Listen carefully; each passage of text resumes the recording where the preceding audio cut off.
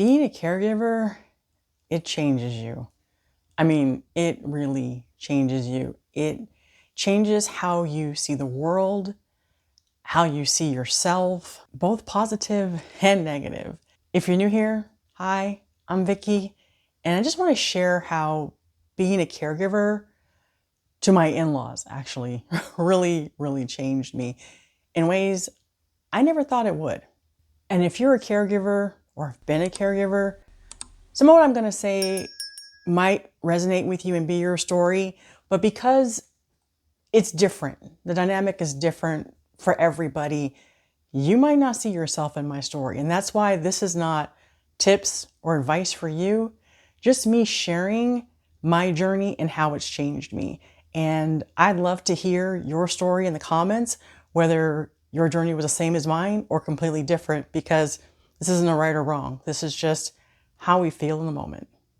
First, I became a lot more patient with my in-laws. And I think in general, it helped me be a lot more patient with everybody. When we started, well, I shouldn't say that. Before we started this journey, it was really hard for me to be patient with my in-laws. I just didn't understand their need to do it all on their own. That preservation deception that I've talked about in the past, and how they would look at us and they would lie, what I thought was lying. And I talk more about that in this video here on why your elderly parents lie to you. And after we stepped in and got them diagnosed and fully understood, what was going on with them, because it was dementia, and dementia, there are many types of dementia, and the way they settle in, confabulation can kick in.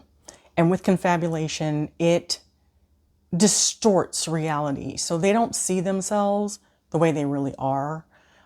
They think they've got this when they don't have this. It's hard. It's really hard to sit there and go, oh my God, I can't believe it's taking you 3 hours to fill out a birthday card and the envelope. And you get really impatient. And then you learn why they're doing it the way that they're doing it. And you learn that they don't want you to fill out the envelope. They want to do it because they got this. And you learn patience. You learn to buy 2 cards. You learn to sign and address the one you're actually going to mail. And you learn to just sit there and shut up and let her feel useful to fill out the card, fill out the envelope, even though she's going to mess up. And if she realizes that she messes up and asks you for another card, you learn to lie. You're going to say, okay, I'll bring you one tomorrow, knowing that short-term memory is going to kick in and she's going to forget that she asked you and it's all over. And yeah, it took 4 hours to fill out the card that you didn't mail, but what harm was it just to sit there and let her fill out the card and let her feel useful? The second way it's changed me is my priorities changed. Before this, it was all about working towards retirement.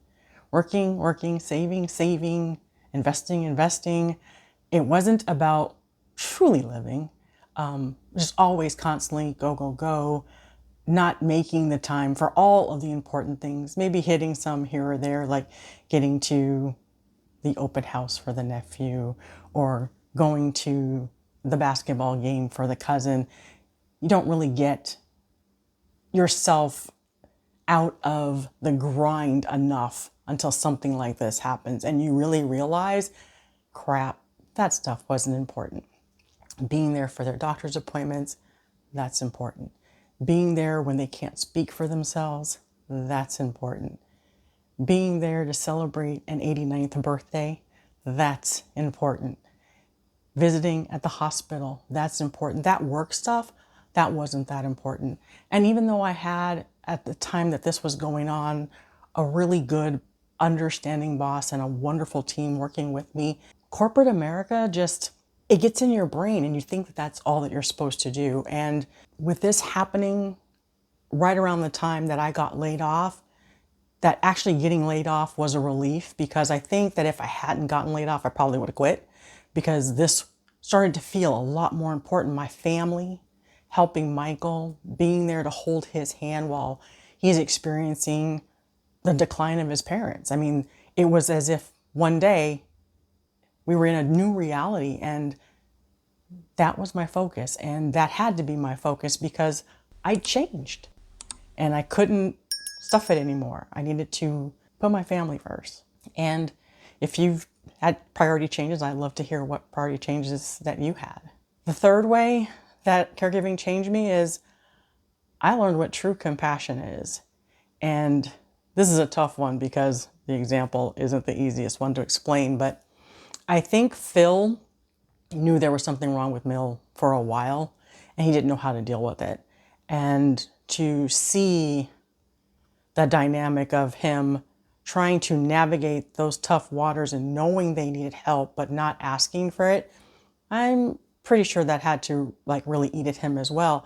But once we started to insert ourselves because we had to for their safety, I could see the dynamic and I could feel what he was going through.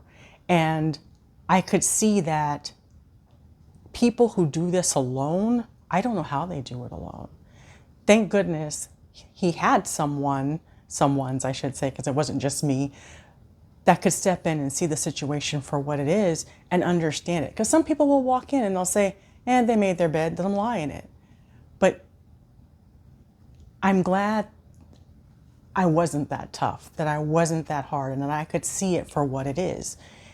And I hope that someone would ever do that for me if I pushed them away, because sometimes pushing away doesn't mean they really don't want your help. It means they don't know that they need your help, because dementia could have set in, as was the case with us. Even though Mill didn't want me there at all, and she did everything in her power to keep me away, once we got her diagnosed and we got her on her medications, her compassion came out. And she started to see everything that we were doing. And she started to thank us for that. And that made me grateful that I found my compassion even when she didn't have it. The fourth way that caregiving changed me, it helped me redefine what success was. Success was no longer getting that vice president title after my last name. Success was no longer having a staff. Success was no longer stock options and a bonus. Success was being able to see the smile on Michael's face because of all the help I was giving him, because I had all the free time in the world to do it. And believe it or not, in some weird way, success was actually getting laid off. And it was success because I was not raised to be a quitter. I was raised to tough it out. And in order for me to tough it out, I would have either had to stay there, or I would have had to try to find another company, which, once the honeymoon is over, it's going to be the same or worse than what you left. So being laid off took that burden away from me, and that was success. It was a way for me to walk away without breaking my own principles that I set for myself, which I know sounds really crazy, but that was success for me. Success was, I don't have a paycheck, but damn, I'm successful. Look at how this family has grown. I mean, I know we lost Phil, but his last months were his best months. Mill is thriving. Michael, he's still in corporate America, but he's doing a lot better too, because he no longer has to try to juggle all the parental stuff and his job. I'm there to pick up the rest of it. So how have you reevaluated what success means to you? The fifth way that caregiving changed me is I have become so hyper aware about time. I think before I was a caregiver, I never saw that there would be an end, because I didn't see an end in my in-laws, and Lord knows I didn't see an end in my grandfather. My grandfather retired from 3 jobs. And when I say retire from 3 jobs, that was at a minimum of 20 years per each job. And he worked up until they stopped him, not because he stopped. And to see these people just constantly go, go, go, go, go, you think you can go, go, go, go, go. But you don't realize that you blink and it's now 10 years later.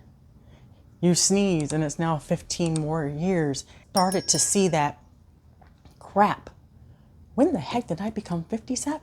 I mean, it seems like just yesterday I was like 25. But when I was 25, that time didn't seem like it was going by that fast. in my 50s and after becoming a caregiver, and just seeing how quickly we went from having dinner with Phil to him being in the hospital to losing him. That was months. And boy, did that time go by fast. And I'm now cherishing time a lot more than I used to. The sixth way that caregiving has changed me is I now take much better care of my health. Now, I wasn't the type of person that stayed away from the doctor. I went to the doctor, I did what I was supposed to do. But seeing how my in-laws didn't really take care of their health the way they should, and my mother-in-law avoiding doctors at all costs, and what that cost us in the end, I am now really vigilant that there are no appointments that I miss, that I am constantly monitoring my health. I even take my own blood pressure at home, making sure it doesn't skyrocket, because like I said, I've learned a lot of things about caregiving, but that doesn't mean that I practice them every single day. Sometimes I can get frustrated. Sometimes that blood pressure can shoot straight up. Got to keep it in check. But seeing how not going to the doctor and dismissing symptoms, small little symptoms, like the first time she ever fell, and then dismissing it and come to find out, she's falling more and more and more, that it was actually a symptom of her dementia. We don't know what we don't know. So we don't know if it had been caught, a couple of decades before, when we've had a different outcome that we have now. We don't know because we can't turn back the hands of time. But that is really what's propelled me into not dismissing any symptoms of anything. I don't care if I'm going to start to look like a hypochondriac, but I just want to make sure I don't repeat the same mistakes that they made. The seventh way that caregiving has changed me is I have experienced guilt and forgiveness on a whole new level. And in this video, I talk about my caregiver guilt. And it's a real thing. It's a real thing where you're taking care of someone and their life is in your hands, and you want to take a vacation. You want to go to the spa. Heck, you just want to take a nap, and you feel so guilty about leaving them. And you know what happened? I was so concerned about leaving her and going on this Alaska cruise. She ain't even miss me. She ain't even realize I was gone. We were gone for 3 weeks, a lot longer than we had planned to be gone because we got sick. So we didn't see her when we first came back so that we wouldn't, spread the germs. But once we finally saw her and we walked in, she just said hi. And she didn't even realize that we were gone. We're like, did you miss me? It's like, oh, you were gone? Like, talk about an ego blow up. Here I am thinking I'm the center of her world. She didn't even know I was gone. And then give her souvenir and she goes, oh, you went somewhere? So yeah, I've learned that, that guilt, I did it to myself. She didn't do it to me. I did it to myself, and I got to learn to let it go. And then I also have to learn to forgive myself for even thinking that way, for even, putting myself in the position to think that I am her end all be all and that she can't thrive without me, and getting upset that she didn't feel that way. I'm like, girl, get over it. Forgive yourself. Walk away, you're fine. But for those of you who have experienced caregiver guilt, you'll know what I'm talking about. And I know everyone's situation is completely different. Again, this is not tips and tricks, it's just me sharing my story. So let me know how you've overcome caregiver guilt, or if you haven't overcome it, what makes you feel guilty? And then the last way that being a caregiver has changed me is I found a brand new purpose. And my purpose isn't to be a caregiver. My purpose is to shake every single friend of mine who is in this boat, who's taking care of parents or grandparents or some other loved one who didn't plan and is scrambling and running around like a chicken with their head cut off because they don't know what to do, and they're repeating the cycle. They're not planning. They're not setting their kids or their wife or their partner or whoever else is on deck to take care of them to be in a better boat than they are. And that is my purpose. My purpose is to be here, to share my crazy, weird family life, the drama, the trauma, and the funny, to motivate you to do better. Because when we know better, we can do better. And that is why Aging on Your Terms is here. That's why I'm going to keep being in your face about planning, because we need to plan, plan, plan.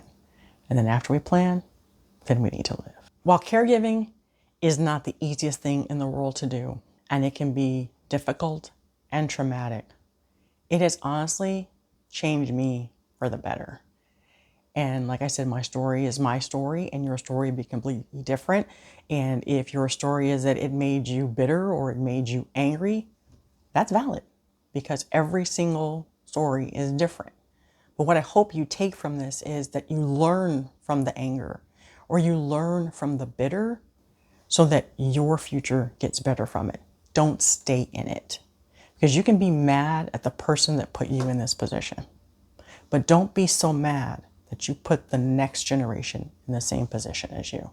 Thank you so much for watching and listening to me. Please share in the comments your experience, good, bad, or indifferent, because there's no right or wrong. And all the conversations helps everybody going through this, because we need to see we're not alone. We need to see that our feelings are valid. We need to talk through them. And if a feeling changes, great. But if it doesn't, isn't knowing that you're not alone, make it a lot better. See you in the next video.